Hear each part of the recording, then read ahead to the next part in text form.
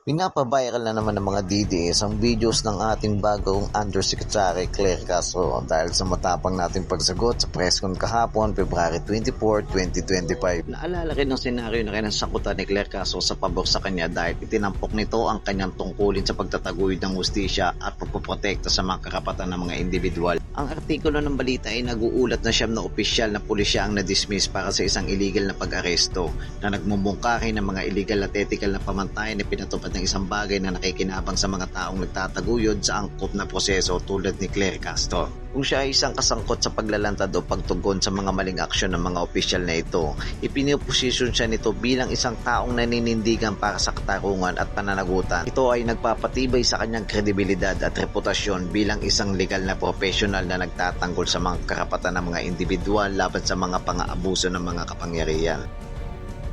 Laging paintriga. All we want here is evidence.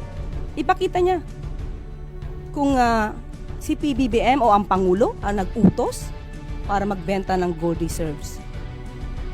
Samantalang sinabi rin ng BSP, solely and manage ito. No? Solely managed by the BSP. So paano magkakaroon dito ng hand or pakikialam ang Pangulo?